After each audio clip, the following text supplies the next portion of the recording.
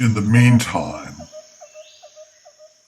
whilst this retaliatory figment percolated in her unsettled psyche, Garrett's friends and colleagues glanced discreetly at their Rolex submariners, pointing the tips of their boots toward the arrows on the floor that led to a tangled maze of smoke and mirror style emergency exits, escape hatches, suicide holds, and all the rest. Melody could scarcely wait to part company with this morose discord of huffs and sour bellies, for she ardently desired to spend the remainder of her evening in the amorous embrace of her errant gallant, unconscionable wencher though he turned out to be. For she was hell-bent on teaching him a lesson or two, lessons he'd ne'er soon forget. As sure as eggs is eggs, she'd show him who's boss. No friggin' ifs, ands, or buts about it, neither for the nonce nor time to come. First of all, she'd make it known to him, in no uncertain terms, that she would never, ever, under any circumstances soever, neither for love nor for money, grin and abide being taken for granted by him, by his colleagues, consultants, or for that matter, anyone of whom she didn't wholeheartedly approve. For her proud and distinguished pedigree forbade such treatment by default.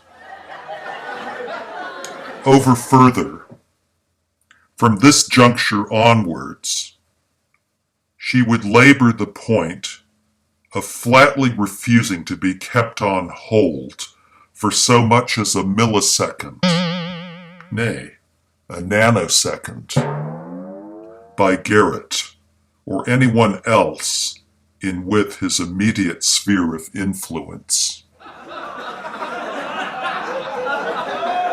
Henceforth he would needs must be prompt and punctual whensoe'er she vouchsafed him the go-ahead to escort her to yacht club outings, coffee clatches, ice cream socials, tea parties, deb-doings, musical soirees, table d'hôtes at the Ritz, postprandial booze and gossip fests at the Gov's mansion, snorts of night-tide entertainments, and other jaunts, junkets, and jamborees of like gender. But most of all, he'd have to learn how to groom himself accordingly. A snazzy shave or a stylish coiffure would neither enjeopard nor in any way besmirch his already formidable reputation. Never mind Melody's in those treasurable moments she was spotted in his company, with even so much as a smidge of detriment thereto, as well as how to dress opportunely for such occasions, especially whilst attending big league productions at 1,000+ per head, such as those routinely featured by the Pimpleton Metropolitan Opera Company, the Rhino City Ballet, or the Dis Repertory Theater.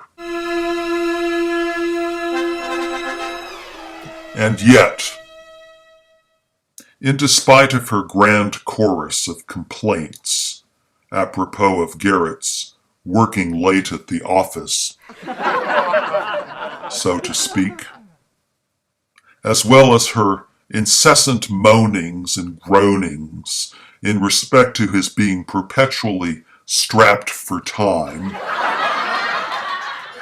to say nothing of an untold infinitude of other as yet unresolved gripes and grievances in connection with their countless baffles of irreconcilable differences. It was well nigh impossible for Melody to maintain a tenable show of determined resolve, for it was, at most, a feeble-framed one at best. This was on account of her congenital spinelessness, a weakness of will caused by tender cravings she nurtured, albeit privily, to be necked and canoodled by Garrett, so as to feel comfortingly reassured of his passionate affection for her. For whenever she found herself in the thick of her errant lover's enchanting society, she adored his scent, for one, as she now did. She unpreventably transmogrified into a sad excuse for a jellyfish, and a squishy little one at that.